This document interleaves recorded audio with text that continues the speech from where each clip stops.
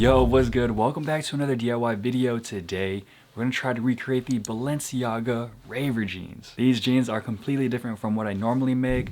I don't really know exactly where to start because the difference between me making those like patchwork DIYs or distressing or dyeing DIYs, hand sewing, those are all like add-ons. This, of course it has add-ons, but for the most part, I'm kind of making everything from scratch. So this is probably going to be my biggest DIY yet, probably my most challenging one. Because, for the most part, it's like the first time. It's a lot of first times for this. The jeans I decided to use for this DIY are a pair of wrestler jeans that are a size 32-32 and has a regular fit. The Raver jeans are much more baggy, so we gotta make some adjustments to them in more ways than just one, like making them high-waisted. I decided to make a pattern from scratch by using these high-waisted pants that I have to be used as a guideline. They don't have the fit I want in the legs, so they'll have to be adjusted later on. With the pants laid flat, I measured and marked the length of the pant legs and then measured and marked where I wanted the new length to be. Once the pants were laid flat, I traced around it to make a rough outline of each panel and then extended the length to the new markings I made. To make the pants baggier, I added in extensions to the inseam and outseam of the pants to make them have a more straight fit and then extended the crotch area.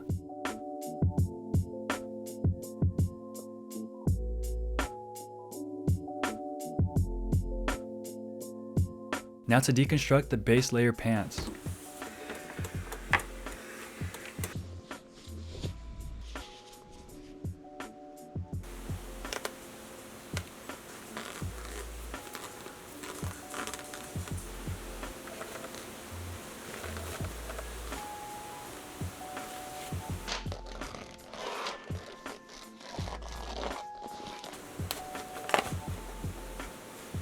And then also we gotta deconstruct the extra denim to be used for the extensions.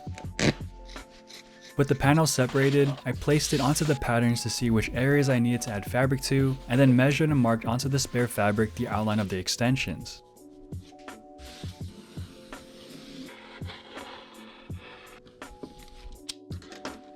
Before finalizing the extensions, I pinned them to the pants and placed the pattern over it to make sure that it was aligned.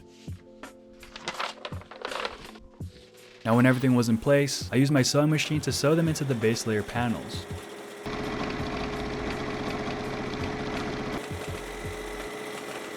The first mod I worked on, other than the fit of the pants, were the belt loops. I created bigger ones that were longer and about double in width. Now the Raver jeans had different rivets on them, so I added in some onto each of them as well, and then sewed in a D-ring onto the loop that would be placed on the center back of the pants. When those 3 belt loops were sewn in, I made and added in the adjustable straps on each side of the waistband. If you're curious, here's the exact measurements for those straps. I followed this exact concept for each panel and the other straps. As much as possible, I tried to utilize every piece of fabric from the spare denim, so even with mistakes like this strap where I forgot to add space for the hem, I hand stitched them together to get a trimmed look and to help prevent too much fraying on the raw hems. Also, because my sewing machine was just sewing horrible stitches. I hand sewed the adjustable straps onto the waistband and then sewed in the ladder lock slider so that it'll actually be functional. Afterwards, I had to make the pieces for the upper part of the pants, starting with the front pocket panels. I used the front pocket areas of the spare denim to be used for these parts. Before sewing them in though, I made the butt pockets next since they were connected. I added in 2 horizontal straps that were 1 inch in width and then 8 eyelets to them. The front panel and the butt pockets are connected by a strap, so to make this, I measured and cut a long piece of denim and folded and ironed the raw edges down to make it look clean.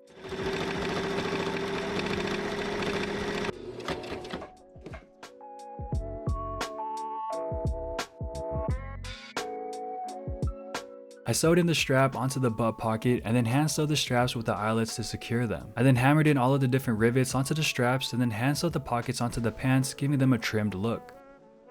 I did the same for the front pocket panel and then hand sewed the strap to it while adding in the 4 D-rings, making sure that they're even with each other.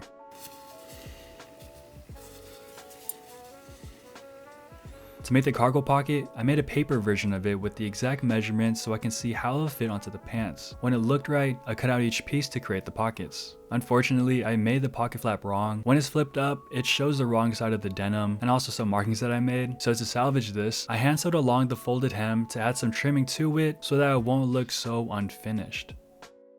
The next thing is to measure the lines for the hidden zipper and to figure out where to cut the pants to make them into shorts. At this point, I've already spent so many hours on these pants, so when I had to cut them up, I was pretty nervous. Fortunately though, it all worked out.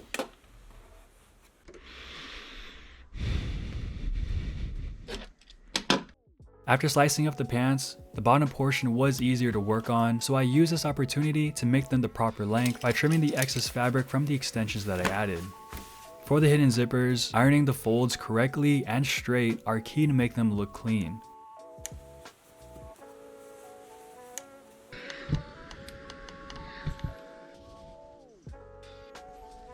Now for the zipper itself, I ended up using a 26-inch separating zipper and then sewed in each side onto the corresponding part of the pants.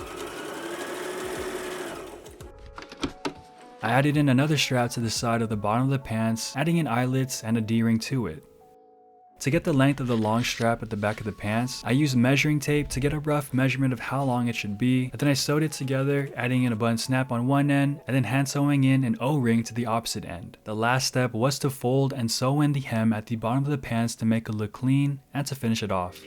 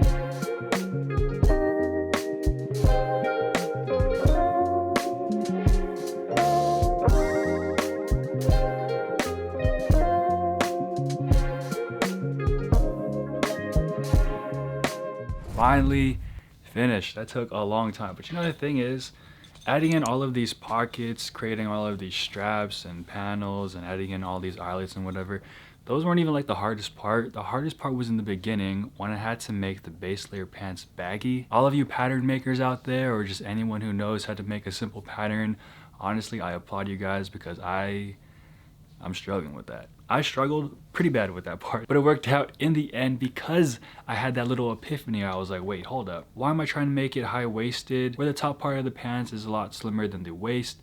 Then that means I can't put the pants down, and it should be able to go down as well. That right there made everything so much easier. Honestly, I was kind of regretting it too. Like when I was struggling, during my times of struggle, I was like, why did I choose to make these over the undercover pants?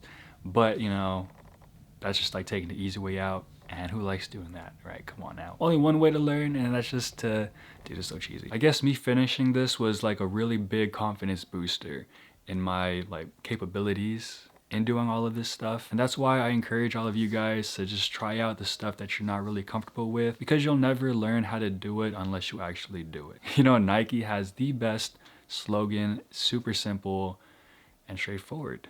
Just do it. Now, I guess what I like the most about these pants is actually just how they fit on me. When I stand up, they have the right amount of bagginess that I want.